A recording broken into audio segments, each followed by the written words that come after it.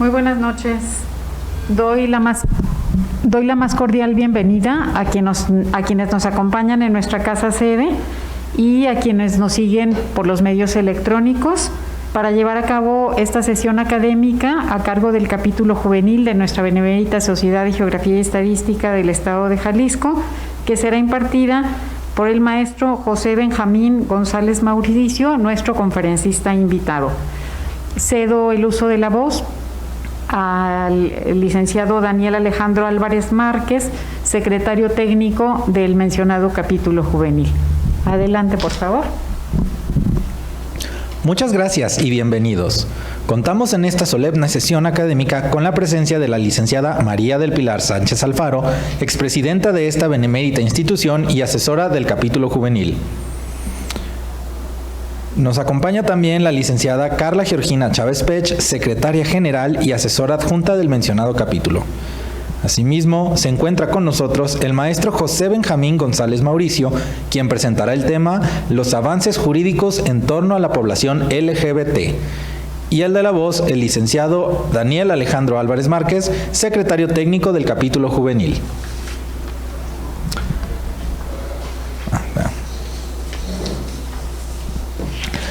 Ahora me complace presentar al maestro José Benjamín González Mauricio, quien tiene un amplio currículum vitae del cual presentaré ante ustedes en obvio de tiempo solamente una síntesis. Es abogado por la Universidad de Guadalajara, maestro en Derecho Internacional por el Instituto Europeo de Derechos Humanos. También es maestro en Derechos Humanos en Santiago de Compostela, España. Su trayectoria laboral es amplia, tanto en el sector público como en el privado. En cargos de asesor jurídico y capacitador, docente, auxiliar administrativo y jurídico, ha participado en diversos diplomados, cursos, seminarios y talleres. Ha recibido innumerables diplomas y reconocimientos tanto de instituciones de México como de otros países. Actualmente se desempeña como visitador adjunto y responsable del Grupo de Trabajo Especializado en Diversidad Sexual en la Comisión Estatal de Derechos Humanos de Jalisco, consejero suplente en la Secretaría General de Gobierno del Estado de Jalisco, consultivo para la protección de personas defensoras de derechos humanos y periodistas en Jalisco. Es miembro activo del Colegio de Abogados Defensores de Derechos Humanos de Jalisco, AC.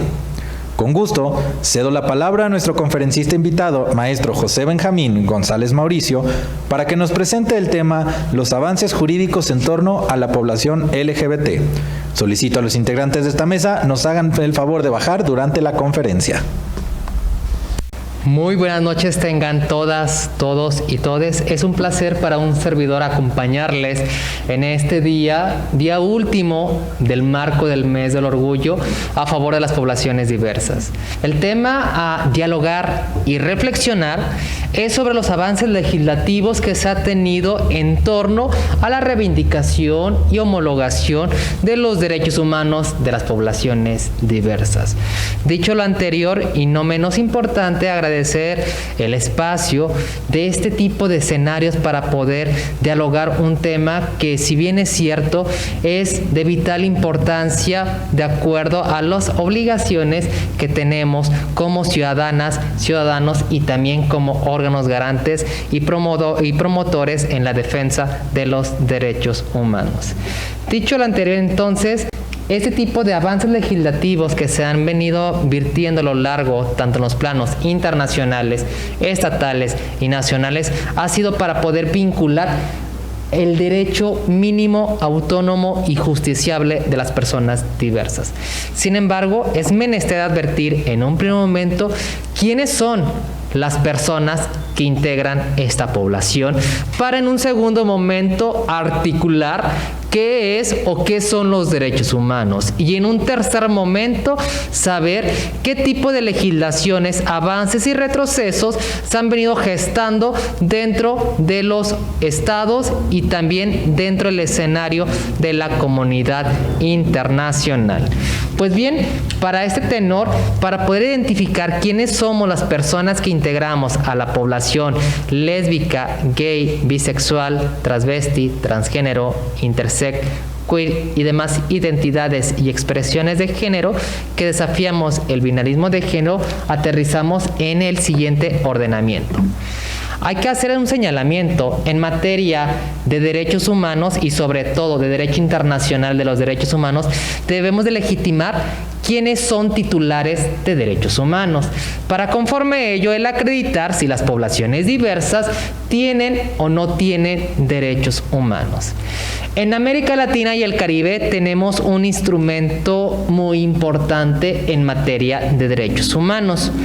Este instrumento, conocido también en una aplicación analógica como la Constitución Interamericana que contempla los derechos humanos, es la Convención Americana sobre Derechos Humanos. Aclaro y reitero, este tratado internacional es el más importante que tiene América Latina y el Caribe, y México no es la excepción para su cabal cumplimiento.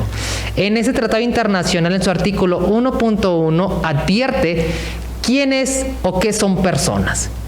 En este artículo es muy claro y nos señala que persona es aquella que pertenezca a la raza humana. La pregunta ahora es, ¿las poblaciones LGBTIQ y más son personas? Y si se acredita que efectivamente son personas, entonces estamos vinculando que pertenecen a la raza humana.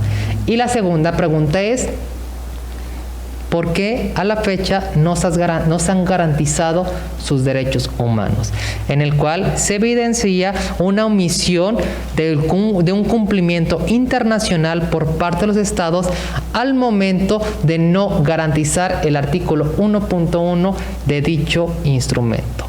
Sin embargo, no menos cierto es que en México tenemos dos tipos de personas, conocidos como las personas físicas y las personas morales.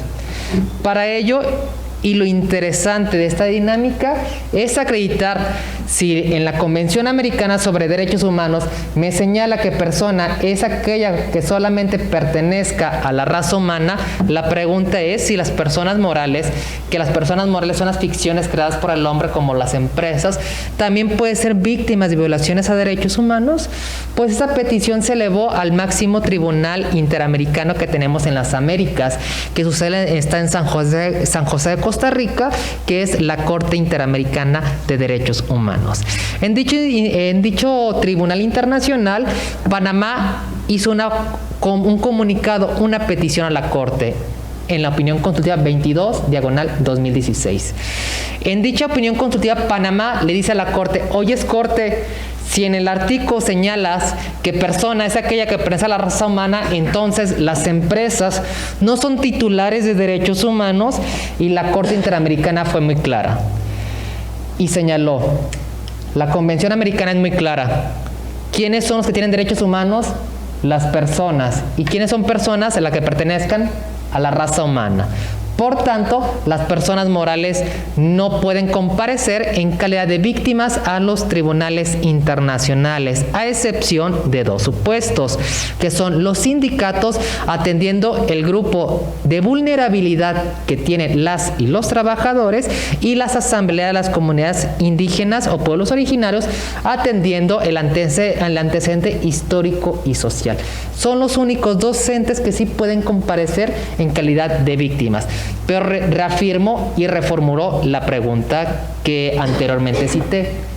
Si en ese sentido ya la Corte manifestó que persona es aquella que pertenece a la raza humana, nuevamente formuló, ¿y las poblaciones diversas no pertenecen a la raza humana? Es una pregunta que se queda en el aire.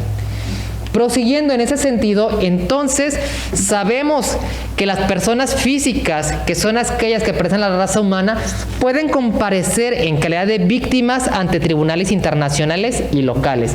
Pero también es menester advertir qué tipo de víctimas existen. En México tenemos una ley general de víctimas y en Jalisco la ley de atención a víctimas del estado de Jalisco. Estas dos leyes son las leyes reglamentarias del artículo 1 constitucional, en el cual nos señala quiénes son víctimas, porque las víctimas tienen nombre y tienen rostros, y para ello se concibe en un primer momento víctimas directas. ¿Quiénes son las víctimas directas? Las víctimas directas son las que sufren directamente la agresión.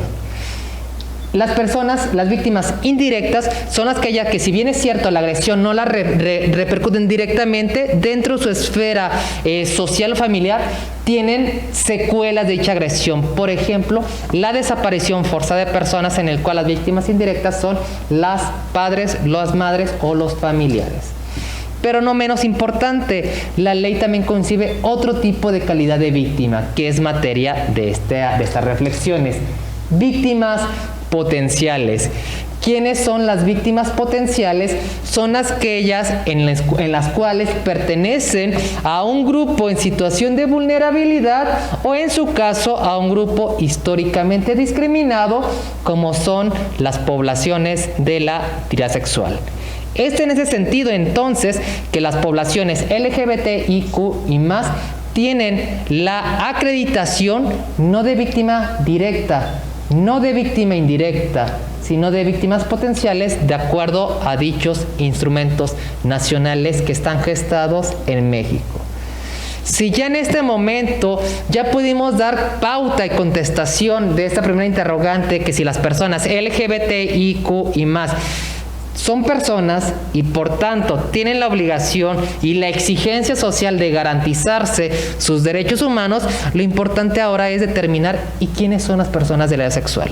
Porque en ocasiones en este tipo de tópicos de ideas confundimos ese tipo de personas, y dentro de las personas LGBTIQ y más existe una diversificación, y esa diversificación va a tender de acuerdo a una identidad, una expresión, una orientación y sexo. Ya claro, todo puede ser homólogo o puede ser diverso, porque las personas por simple natalidad somos diversas. En ese sentido, para dar contestación de quiénes son las personas diversas, debo de hacer un señalamiento. Desafortunadamente, las agresiones que sufre este tipo de poblaciones es porque no existe un lenguaje inclusivo de acuerdo al término apropiado. De hecho, si en redes sociales consultamos, siempre vamos a verificar, cuando hablamos de población LGBTIQ+, siempre lo manifestamos la comunidad LGBT, la comunidad de la edad sexual. Y la pregunta es, ¿académicamente es lo correcto? No, no es lo correcto, porque de acuerdo a la Real Academia Española, la palabra comunidad significa desprender, diferente especie.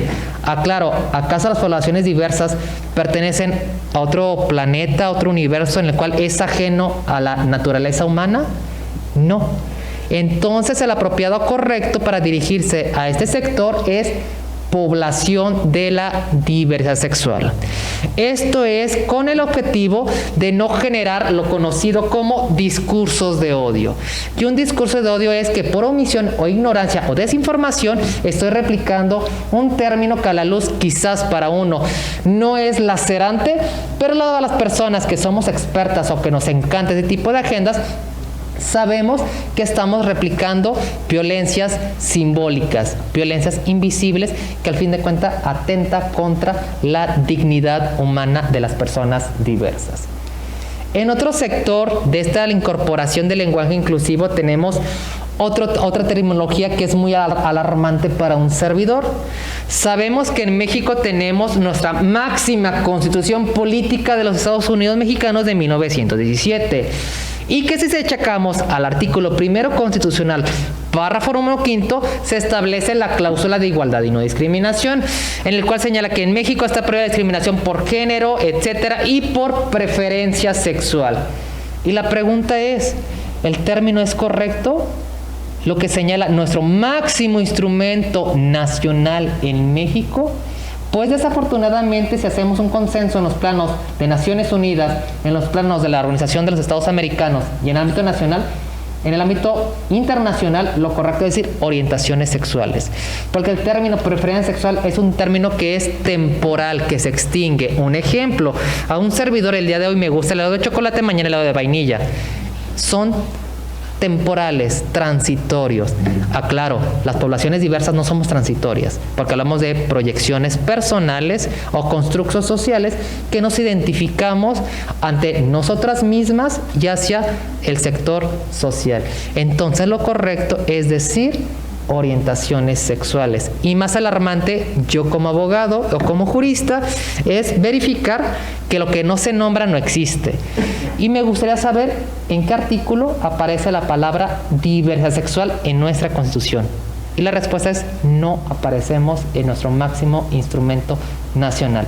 Por tanto, si el Estado no me reconoce como titular de derechos humanos en nuestro máximo instrumento, entonces es ahí el problema del por qué no se están garantizando los derechos humanos hacia este sector históricamente discriminado.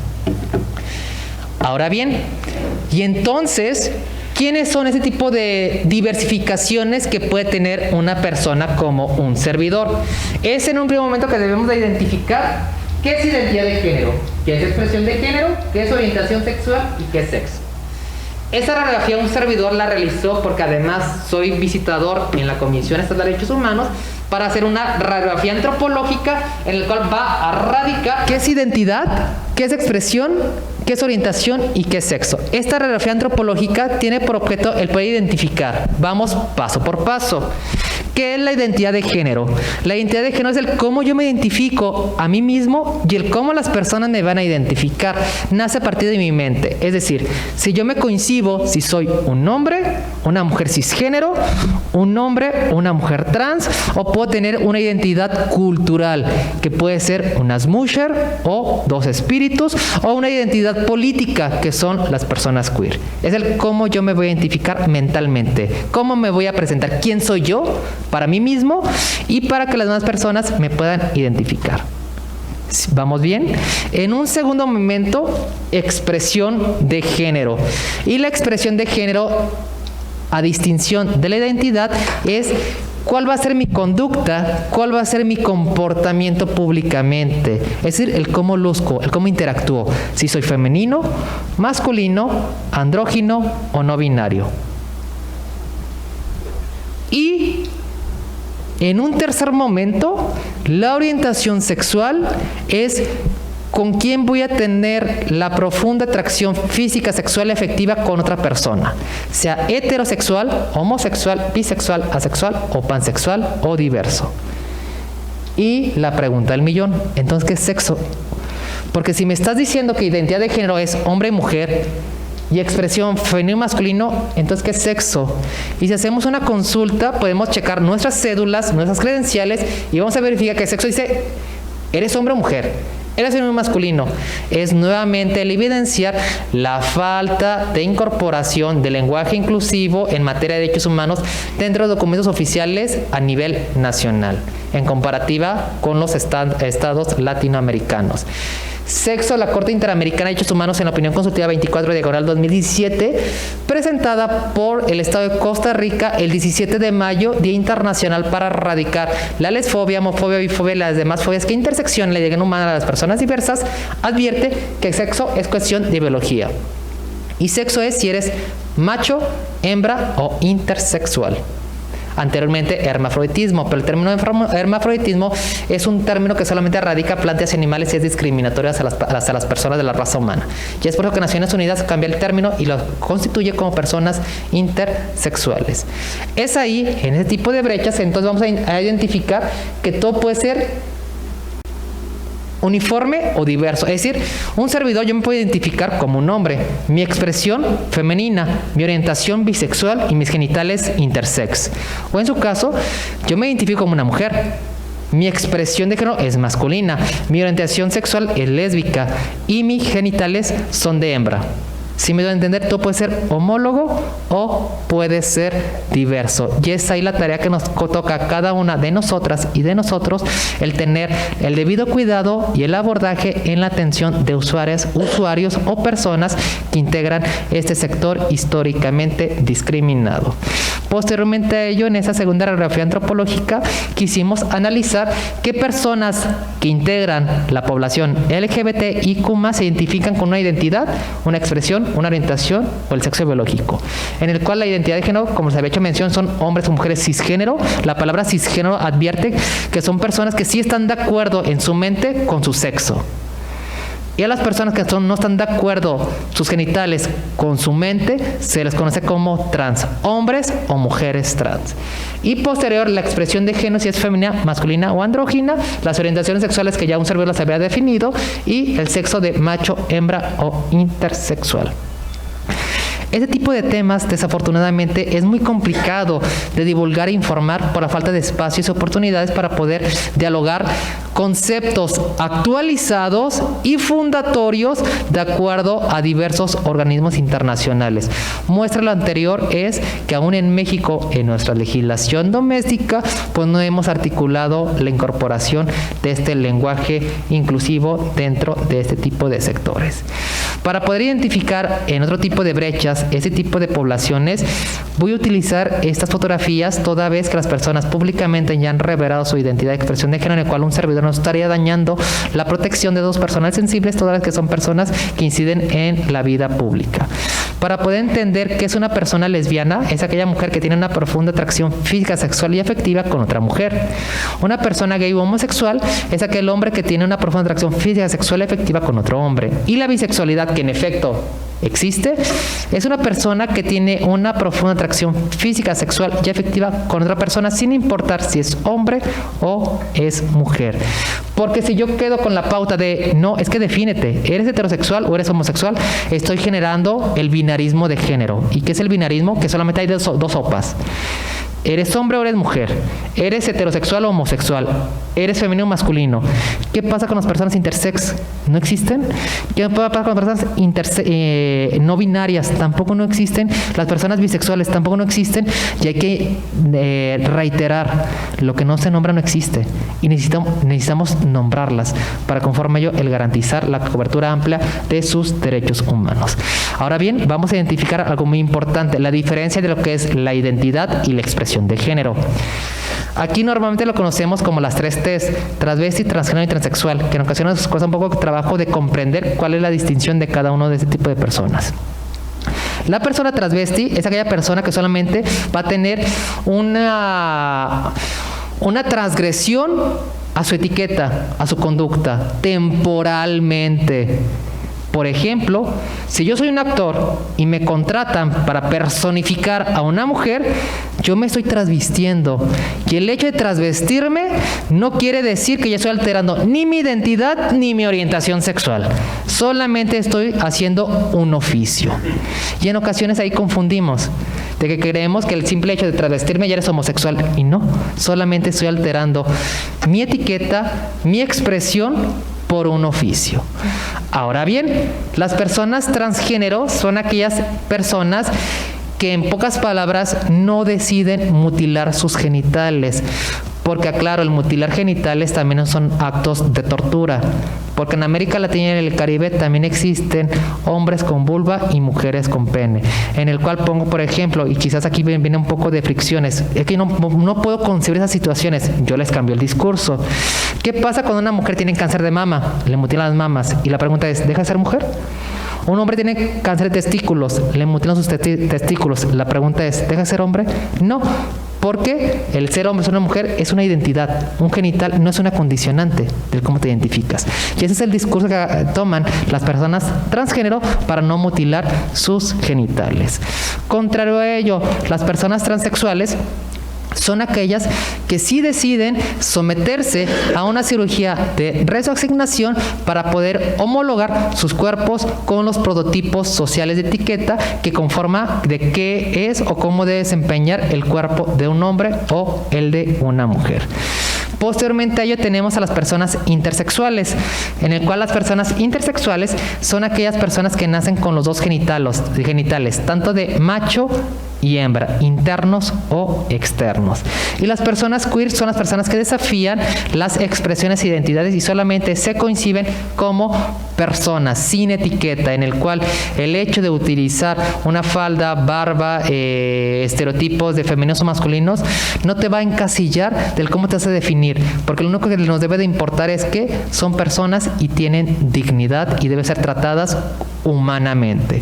Y por último tenemos a las identidades culturales o ancestrales, como son las Musher y los dos espíritus. Las Musher que radican en una comunidad indígena en Oaxaca y las Musher que radican en las partes latinoamericanas del continente americano. Sin embargo, dentro del panorama social aún nos cuesta trabajo y aún estamos revictimizando o generando patrones estereotipados al considerar que el hecho de ser homosexual es aquel hombre que sí de mujer. O en su caso una persona trans es aquella persona que se desnuda en las calles. O una mujer lesbiana es aquella mujer que está masculinizada. O en su caso una persona transexual es aquella que se prostituye en las calles. Esa es la visión social que aún persiste en Jalisco, México y en América Latina y el Caribe. Contrario a ello, ¿qué es lo que debemos de incorporar? Una versión transversal en el cual las personas diversas podemos pasar desapercibidas en la sociedad y no estamos obligados a manifestar cuál es nuestra identidad, orientación o sexo, porque son datos personales sensibles y es la vida privada y la intimidad de una persona. Por ello, si nos cuestionamos por qué no hay encuestas de que me diga datos, cuántas personas LGBT hay en Jalisco, en México, porque obviamente no puedo tocar yo la puerta de, oiga señora, ¿cuántos homosexuales tiene aquí en la casa? Obviamente no lo vamos a tener. Y es por parte de ese tipo de apreciación en el cual no hay datos en relación a esa agenda históricamente discriminada. Y esto genera obviamente los patrones de los binarismos, el sexualizar no solamente ya los objetos, ya hasta los colores, porque visualmente ya hasta me genera incomodidad visual ver el color azul el color azul con una mujer y el rosa con un hombre. Y es porque estamos sexualizando objetos y colores. Ya claro, un objeto no te va a determinar si eres hombre o si eres mujer. Bajo ese ordenamiento de ideas debemos de agregar y manifestar que la lucha de las poblaciones diversas no nacen por el simple hecho de generar ese tipo de diálogos. Las luchas feministas, las luchas de las poblaciones LGBTIQ+, nacen a partir de las luchas feministas, es decir, nace a partir de las mujeres que tomaron las calles. Es en ese tipo de trincheras que debemos de apreciar entonces ¿cómo se conciben las palabras de poblaciones diversas? Pues es gracias a las siguientes activistas, antropólogas y feministas que articularon la perspectiva de género inclusiva hacia el sector diverso. Empezando por Margaret Mead, en el cual Margaret Mead atribuía que el género no es una construcción social. El género te lo determina el territorio, es demográfico, porque en el lugar donde tú te encuentres vas a generar o te van a generar cuál es tu rol que vas a desempeñar en la sociedad.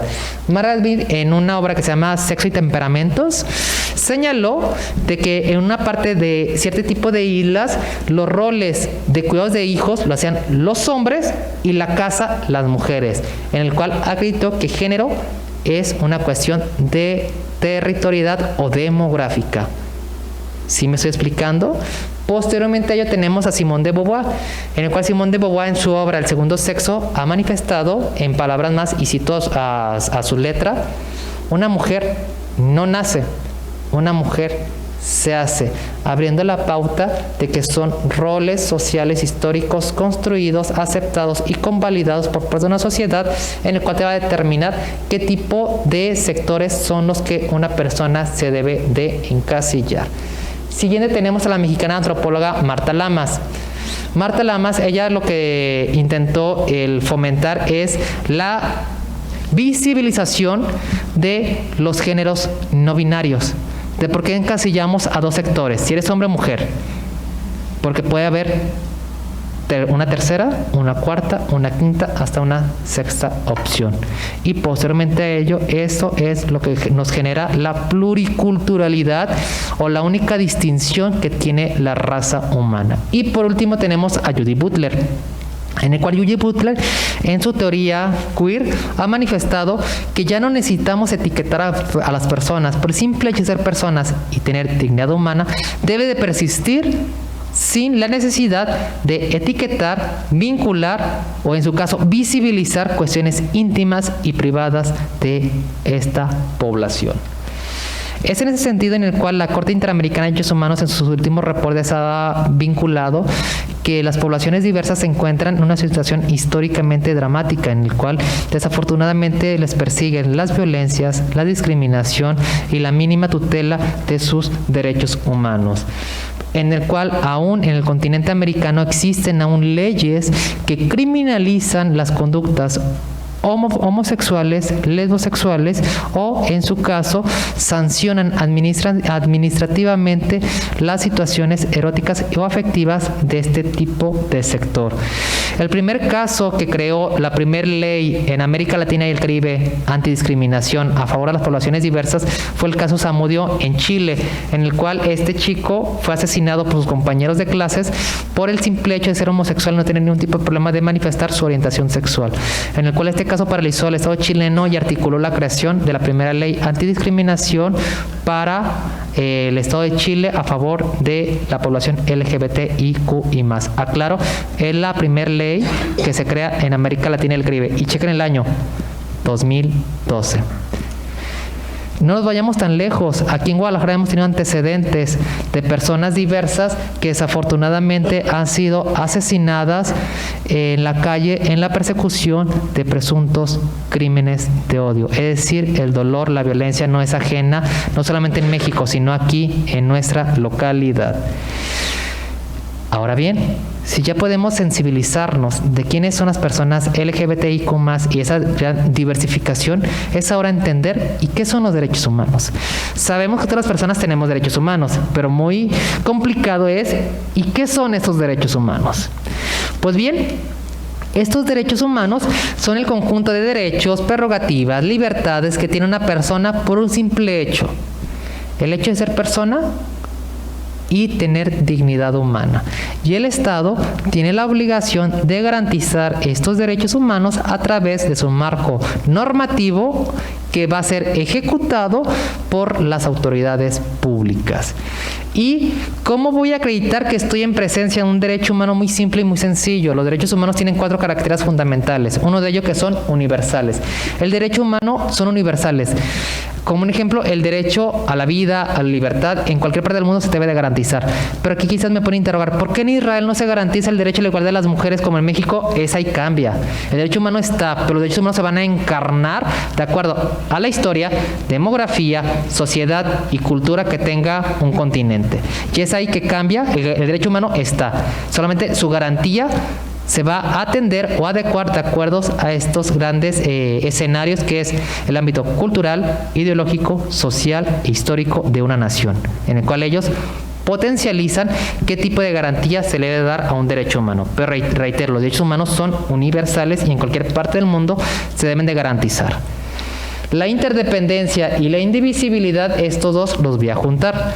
La interdependencia quiere decir que los derechos humanos tienen un efecto en cadena. Es decir, un derecho humano está relacionado con otros derechos humanos. Si es decir, si yo creo que al momento que a mí me cortan el agua potable de, caray, me están violentando un derecho humano, mi derecho al agua. Y la pregunta es, ¿y estamos seguros que solamente se me está violentando el derecho al agua? De acuerdo a la interdependencia, los derechos humanos están en cadena, porque al momento que te privan tu derecho al agua potable, te están privando también tu derecho a la alimentación, a la salud y a la integridad. ¡Oh, sorpresa! No hablamos de un derecho, hablamos de varios derechos humanos de acuerdo a estas características fundamentales que tienen estas libertades fundamentales. Y la indivisibilidad señala que los derechos humanos no se pueden dividir, cuartear o separar, porque estaría señalando contrario a la hipótesis de que son interdependientes, dependen unos como de los otros. Y la última característica, y no menos importante, es la progresividad de derechos humanos. Este tipo de principios yo lo fundo con la teoría de Charles Darwin, en el cual establece que la especie va evolucionando al transcurso del tiempo y la sociedad tiene la obligación, o el Estado o órgano garante, de cubrir esas necesidades mínimas básicas de acuerdo a sus marcos normativos o a su sociedad. Y es por ello que ¿por qué ahora se están garantizando el derecho humano al matrimonio, a la identidad de género, al aborto, etc.?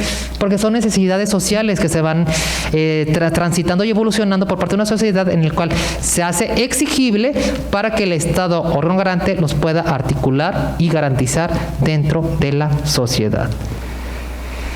Sin embargo, también es muy cierto y dar vuelta hacia la historia.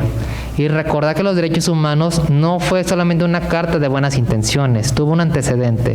Y los derechos humanos se materializaron desafortunadamente en la Primera y en la Segunda Guerra Mundial. En la Primera Guerra Mundial, la comunidad internacional se consensó y quisieron dar la pauta. ¿Cómo vamos a terminar la Primera Guerra Mundial? ¿Cómo? Muy sencillo. Vamos a crear la Liga de las Naciones Unidas. Y vamos a crear un tratado internacional, el Tratado de Versalles. Y con eso va a florecer la paz mundial. ¡Oh, sorpresa! Fue estéril porque llegó la Segunda Guerra Mundial. Posterior, nuevamente se juntan las naciones y nuevamente dialogan. ¿Qué vamos a hacer para paralizar la guerra y transitar a una justicia de paz y vincular derechos humanos? Muy simple, vamos a crear las naciones, la Organización de las Naciones Unidas, y vamos a celebrar la Declaración Universal de los Derechos Humanos de 1948, declaración que señala 30 derechos humanos, mismo que a la fecha sigue vigente. Pero es el antecedente histórico que nace sobre la configuración de derechos humanos. En el ámbito internacional tenemos un tratado muy importante que es la Carta Internacional de Derechos Humanos. Y esta Carta Internacional de Derechos Humanos está compuesta tanto por la Declaración Universal de Derechos Humanos, el Pacto Internacional de Derechos Civiles y Políticos, el Pacto Internacional de Derechos Económicos, Sociales y Culturales y sus dos protocolos adicionales que en conjunto crean todo el catálogo o decálogo de todos los derechos humanos que existen a nivel internacional, y que los estados a nivel nacional tenemos la obligación de aterrizar, desmembrarlos y adaptarlos como normas propias en nuestras propias legislaciones internas. En Naciones Unidas debemos de advertir que el derecho internacional de los derechos humanos advierte que el máximo órgano administrativo garante de los derechos humanos va a ser Naciones Unidas, pero Naciones Unidas está desfragmentada de acuerdo a su Asamblea General, Consejo de Seguridad, Consejo de Usuario, y que además en el plano internacional tenemos dos grandes tribunales internacionales. El primero de ellos es la Corte Permanente Internacional de Justicia, ahora Corte Internacional de Justicia, en el cual se encarga de resolver conflictos entre dos países, en particular sobre las fronteras, en el cual su tratado internacional vinculante para dicho tribunal internacional es el Estatuto de la Corte Internacional de Justicia, en el cual en su artículo 38 establece cuáles son las fuentes del derecho internacional, en el cual una de ellas es la costumbre, el derecho, los principios generales y las jurisprudencias internacionales. No menos cierto es, y también reconocer que en el ámbito internacional existen los tribunales ad hoc, que se dedicaron en resolver las masacres y los crímenes internacionales, como el Tribunal ad hoc de Sierra Leona, Nuremberg, Tokio, en el cual atendieron a graves, de hecho los crímenes internacionales son configurados como las más graves violaciones a derechos humanos. Y no fue que Naciones Unidas a partir del 2000 creó un tribunal para extinguir los tribunales ad hoc y creó la Corte Penal Internacional en el año 2000. Y la Corte Penal Internacional, su tratado es el Estatuto de Roma, en el cual establece cuáles son los 4 crímenes internacionales que existen: guerra, genocidio, lesa humanidad y agresión, en el cual a la fecha solamente se han condenado a 2 criminales, que es el caso Tomás Dubán Cadillo y el caso Bemba Gombo. Pero aclaro, es un tribunal de nueva creación que se creó apenas en el 2000 y apenas está teniendo incidencia en relación a ese tenor. Y la pregunta es: ¿el crimen internacional de genocidio es una agresión sistemática? Por ejemplo, yo voy a dar la orden, a diferencia de los delitos de los crímenes de lesa humanidad. Un crimen de lesa humanidad es: yo tengo una bomba y esa bomba la voy a aterrizar a México para que mueran todos los mexicanos. Ese es un delito en contra de la humanidad, por eso se conoce lesa humanidad. Genocidio es: esta bomba solamente la voy a echar hacia las mujeres, solamente hacia los homosexuales. Es ahí donde se configura como genocidio. Y la pregunta es: ¿qué acaso el no reconocer derechos humanos no podría configurar como una grave violación de derechos humanos y como un genocidio internacional? Para que la Corte Penal Internacional se pronuncie al respecto, porque son tratos crueles, denigrantes y deshumanos que se están generando hacia las poblaciones diversas. A la fecha aún nadie se ha determinado al respecto, pero es quizás un tema de tesis para poder vincular si es procedente o improcedente dicha aseveración. En el ámbito regional tenemos sistemas regionales de protección de derechos humanos. Uno de ellos, que el primero que se creó, que es el Sistema Europeo de Derechos Humanos, el Sistema Interamericano de Derechos Humanos, el Sistema Africano y de los Pueblos en Derechos Humanos y el Sistema Asiático de Derechos Humanos, en el cual nos debe de importar a nosotros el Sistema Interamericano de Derechos Humanos. ¿Y qué es el Sistema Interamericano de Derechos Humanos? Muy simple. Es el sistema que va a garantizar solamente el cumplimiento de la Convención Americana sobre Derechos Humanos para América Latina y el Caribe, en el cual es un sistema subsidiario. No es complementario, es subsidiario.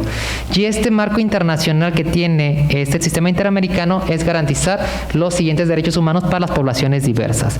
En el ámbito de Naciones Unidas, que protegen los derechos humanos de las poblaciones diversas, tenemos la Declaración de Montreal, los Principios de Yakarta y las 100 Reglas de Brasilia. En el sistema interamericano para América Latina y el Caribe tenemos la Convención Americana sobre Derechos Humanos, tenemos también la Convención Belén du Pará, que establece el reconocimiento de personas, de mujeres diversas también, y tenemos también la Convención Interamericana contra la forma de discriminación e intolerancia, que apenas México la ratificó en el 2019 y nadie se ha dado cuenta que ya es vinculante para nuestro Estado mexicano.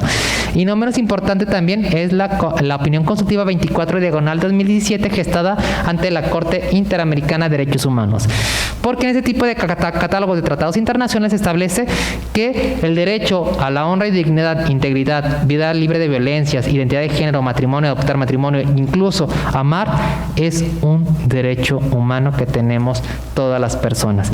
Sin embargo, para los países latinoamericanos no han articulado a la perfección esta garantía de derechos.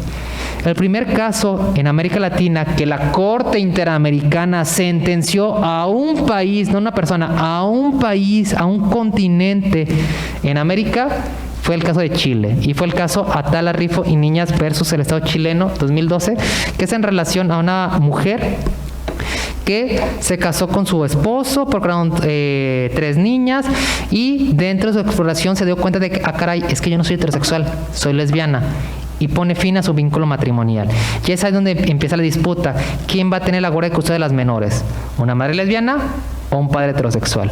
Y para el Estado chileno era lo correcto tener el interés superior de las niñas, que las niñas estuvieran con el padre, no con la madre, porque las va a convertir lesbianas. Y este caso llegó a la Corte, y la Corte señaló un precedente muy histórico. Dijo, yo, Corte Interamericana, es decir, ¿qué es el interés superior de la niñez? Y el interés superior de la niñez es 3 elementos. Primer elemento, el acreditar con pruebas periciales que la voluntad o el dicho de la menor no esté ni viciada ni por la madre ni por el padre. Segundo elemento, que comparezcan en audiencia. Y el último, escuchar con quién se quieren quedar.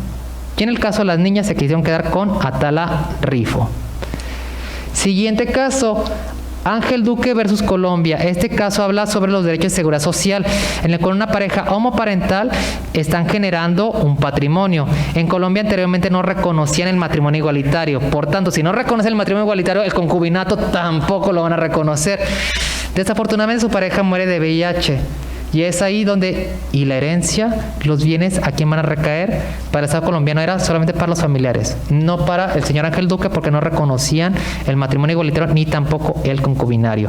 Y este caso llegó ante la Corte, y la Corte obligó al Estado de Colombia el garantizar los derechos de seguridad social y de pensiones a personas diversas.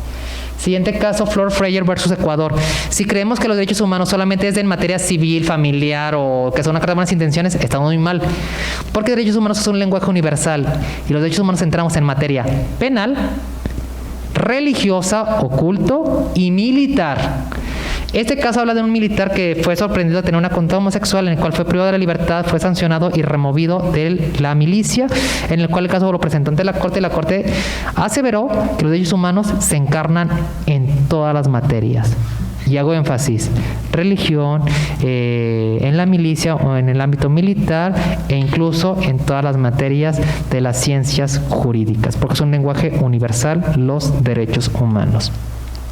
Siguiente caso es la opinión consultiva 24 de 2017, en el cual la Corte Interamericana, por primera vez, por primera vez 2017, en el cual un servidor tuvo la oportunidad de estar en las audiencias de esta Corte como experto. Por primera vez, la Corte en esta opinión reconoció que el derecho al matrimonio, identidad de género y el reconocimiento de familias diversas son derechos humanos. Y es por ello, caray, porque ahora en Jalisco ya reconocen el matrimonio, ¿por qué en Jalisco ya reconocen la identidad de género? Por esta opinión consultiva, porque aquí obligó a todos los países de América Latina y el Caribe con un término para garantizar estos derechos humanos. Y Estado o país que no lo reconoce, la Corte Interamericana los va a sentenciar. Siguiente caso, 2018, caso Ramírez Escobar versus Guatemala. Este es un caso que a mí en lo particular me impacta bastante porque habla de una relación heterosexual. Un ejemplo, ambos estamos casados, procreamos 2 niños. Llega un DIF para hacer alusión en Guatemala. El DIF va a hacer una inspección. Caray, estoy viendo que están en proceso de divorcio. Caray, estoy viendo que son pobres. Caray, estoy viendo que la abuela es lesbiana. ¿Qué hago? Mis niños, vénganse conmigo a un centro de asistencia social y porque no le están dando una vida digna hacia los menores. Si googlean qué país de América Latina y el Caribe es reconocido por adopciones, el primero que vota es Guatemala. ¿Qué hizo Guatemala? A los 2 niños los puso en adopción y los 2 fueron adoptados por 2 familias distintas y extranjeras. ¡Oh, sorpresa! ¿Y qué país de América Latina y el Caribe es reconocido que no hay registros algunos de adopciones? Guatemala. A la fecha, solamente se puede localizar a uno de sus hijos y el otro aún sigue desaparecido, y el que se encontró fue por redes sociales y el otro aún sigue desaparecido, en el cual eso refleja que las violencias hacia la población LGBTIQ+, no solamente recaen hacia nosotras, recaen también en nuestros senos familiares, en el cual también conviven personas heterosexuales. Siguiente caso, 2020, es Azul Rojas Marín versus Perú. Este caso fue el primer caso emblemático en América Latina y el Caribe, en el cual Azul Rojas Marín fue la primera víctima de abuso sexual por elementos policíacos de Perú. Y este caso, por primera vez, la Corte habla sobre la persecución de qué son los crímenes de odio que tenemos las poblaciones diversas y el abuso sexual que en ocasiones también sufrimos por agentes policíacos de un país. El siguiente caso, Vicky Hernández versus Honduras. Ella no pasó la suerte de Azul Rojas Marín porque Vicky fue asesinada por policías. Si bien es cierto, ella se dedicaba a la prostitución como el ámbito oficioso más antiguo que tiene la sociedad. Sin embargo, los elementos policiales decían que fue un crimen pasional, que uno de sus clientes le había matado. Y dentro de la audiencia en la cual también un servidor estuvo presente, sus compañeras manifestaron algo muy cierto. Si fuese una agresión de un cliente, es cuerpo a cuerpo entre tú y yo, en el cual yo tengo las condiciones de defenderme y mi cliente tiene las condiciones de defenderme. ¿Qué pasa cuando me asesinan con un balazo en la cabeza y posterior me mutilan mis senos? Eso es un crimen de odio, porque es una violencia simbólica. Violencia simbólica en la cual estoy dejando un mensaje. ¿Y cuál es el mensaje? De manifestar en ese tipo de sentidos a Vicky que jamás va a ser una mujer al momento de mutilar sus senos. El caso más reciente de la Corte Interamericana, y somos los que salió en este año, el caso Pávez versus Chile. Y este caso habla de una maestra que daba clases de religión en una escuela privada, católica, en el cual se dan cuenta de que es lesbiana, que hace la escuela china, es lesbiana, tiene la clase de religión, la despido. Ella procede con las acciones legales del Estado de Chile y Chile dice, es que es una escuela privada, se rige bajo sus propios reglamentos y estatutos, y si tú trabajas ahí, aceptas ese tipo de señalamientos. ¿Y qué hizo la Corte? Hacer un juicio de ponderación de derechos. ¿Qué prospera? ¿El derecho a la igualdad de discriminación o los derechos de culto religioso? Y para la Corte prosperó el principio de igualdad y no discriminación, atendiendo a los grupos históricamente discriminados. ¿Cuál es el próximo caso que sale en este año? Quizás en finales de este año o inicio del siguiente. Es el caso de Cristian Manuel versus Perú. Este caso habla de una persona homosexual en el cual va a un centro comercial y es discriminado por todos los locales comerciales, en el cual le solicita que se vaya del lugar porque estaba teniendo una situación afectiva con su pareja.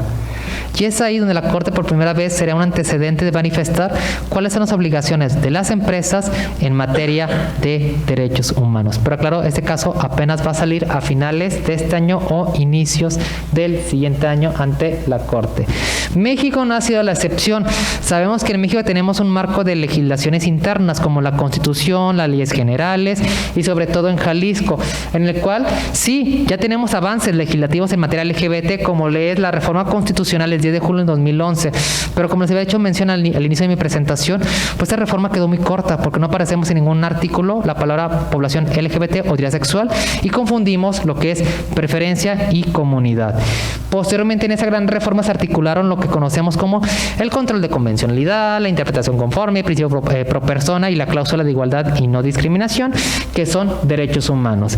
Y es por ello que los medios de defensa que tenemos las poblaciones diversas son, uno, las denuncias ante las fiscalías, los amparos indirectos por violaciones a derechos humanos, controles constitucionales, acción de inconstitucional, las quejas ante las defensorías públicas de derechos humanos y la protesta social como un mecanismo de defensa, en el cual el órgano garante protector de los derechos humanos que tenemos aquí en Jalisco, pues es la Comisión Estatal de Derechos Humanos, en el cual las quejas se presentan por comparecencia o por escrito, en el cual la comisión trabaja 24 horas todos los días del año.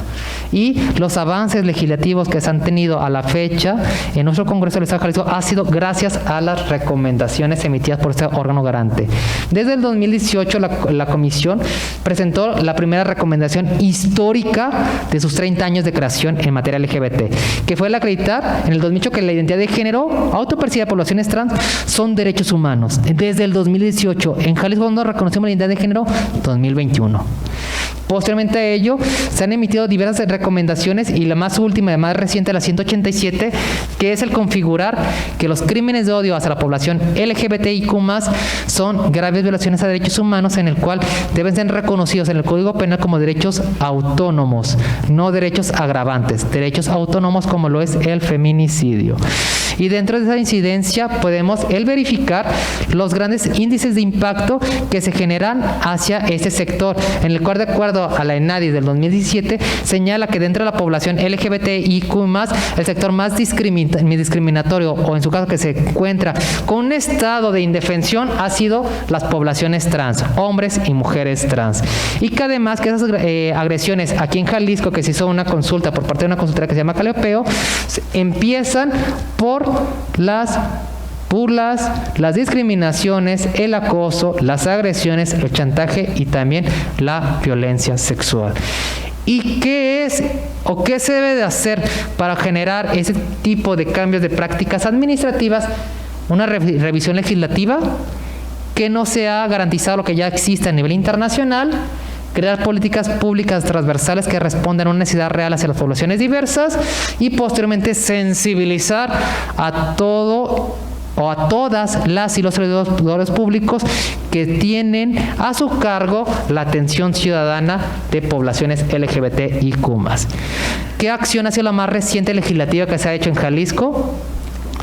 Como un servidor me tocó hacer la primera acción de inconstitucionalidad a lo largo de toda la trayectoria de la comisión, y esta acción de inconstitucional es la 72 de este año, en el cual sí, en Jalisco, en el Congreso del Estado de Jalisco, ya se reformó la ley de registro civil y ya garantiza el derecho a la identidad de género, pero pone una prerrogativa hasta los 18 años de edad. ¿Qué pasa con las infancias trans? Es ahí en la cual la comisión se presentó esta acción de inconstitucionalidad para que se reforme la ley de registro civil y garantice a tener el interés superior de la niñez el derecho a la autoidentificación de las infancias trans, porque es irónico decir que hablo de derechos humanos y voy a desfragmentar, solamente tienes derechos humanos hasta que tienes 18 años de edad. No, los derechos humanos salen al momento de nacer y por tanto la niñez también tiene derechos humanos, y sobre todo la niñez que integran las poblaciones diversas. Es ahí, y siendo respetuoso con el término concedido, ese tipo de avances legislativos que se deben de hacer no solamente deben de responder a una situación endémica, deben de responder a una situación real, en la cual a la fecha aún falta de reconocer también el reconocimiento de apellidos de familias diversas, porque aún en las actas de nacimiento aún aparece el apellido materno y paterno, pero ¿qué pasa con el matrimonio lesbo-maternal, homoparental, transmaternal y transpaternal? ¿Quién va a hacer el rol de apellido paterno-materno? Es ahí donde aún hace falta mayor tipo de incidencias. Aún hace falta también reconocer en materia de salud que no se debe de mutilar, torturar o mutilar, creo que es lo correcto, los genitales de personas intersex, porque solamente se mutilan sin el consentimiento previo, solamente de una decisión de un médico con sus padres. Y la pregunta es, señora, señor, ¿qué quiere tener? ¿Un hijo o una hija? Y es ahí donde se violenta la autodeterminación de los cuerpos de las personas intersex. Aún hace falta garantizar un trabajo digno, con políticas de inclusión. Aún hace falta garantizar políticas de salud, porque aún yo como persona intersex me gustaría saber qué método anticonceptivo debo tomar. No hay. Y es ahí donde me pone en una situación dramática en mis derechos a la salud sexual. Y conforme a ello, no me resta más el agradecer y finalizar con unas palabras. Las personas que pertenecemos a la área sexual pugnamos que solamente tenemos un derecho humano, solamente un derecho humano. Y ese derecho humano es el reconocimiento de todos los derechos humanos. Muchísimas gracias.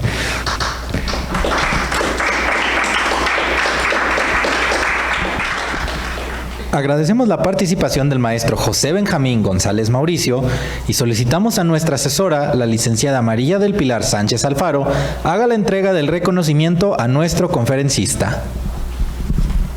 Gracias.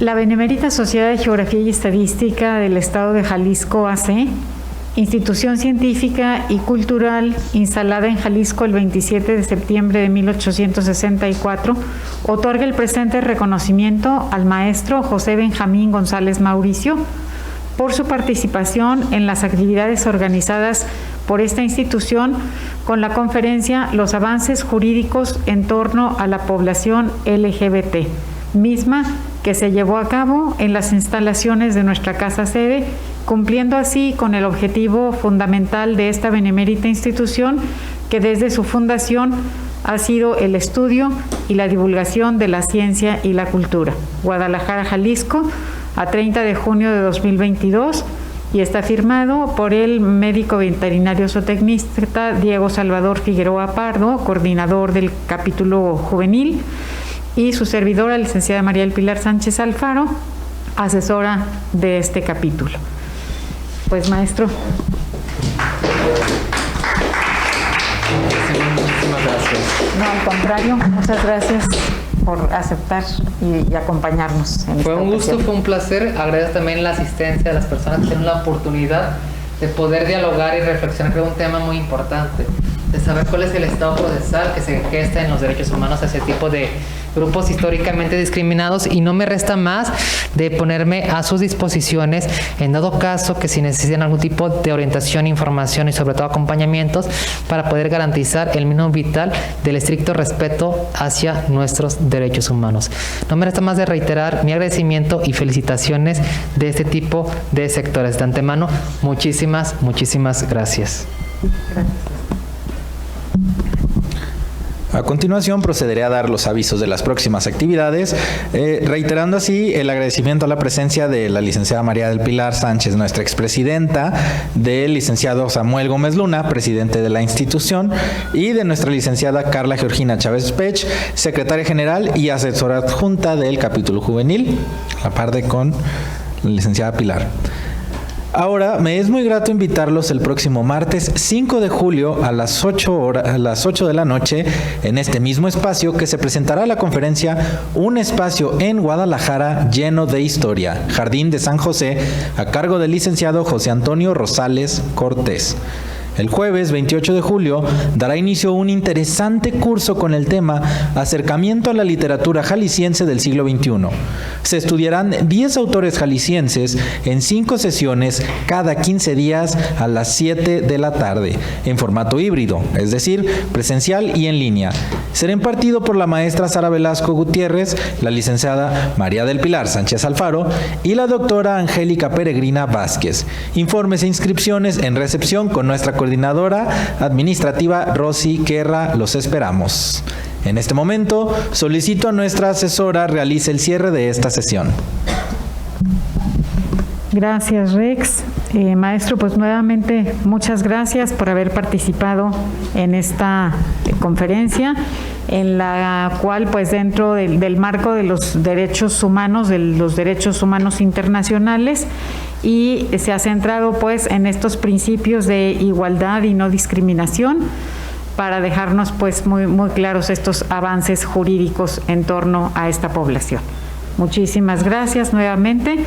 Quiero agradecer también la presencia del maestro Carlos Zaraco, director de la Academia de Biológicas y Agropecuarias, perdón, se me fue ahí el rollo. Ok, también quiero agradecer muy especialmente el apoyo que siempre nos dan nuestra coordinadora administrativa Rosy Guerra y nuestra auxiliar Alexia, quien nos apoya esta última especialmente en la parte tecnológica. Muchas gracias a las dos por siempre estar aquí presentes y bien dispuestas a que estas conferencias pues sigan siendo un éxito. Muchas gracias a todos, y siendo las 9 de la noche, doy por clausurada esta sesión académica. Gracias a todos nuevamente.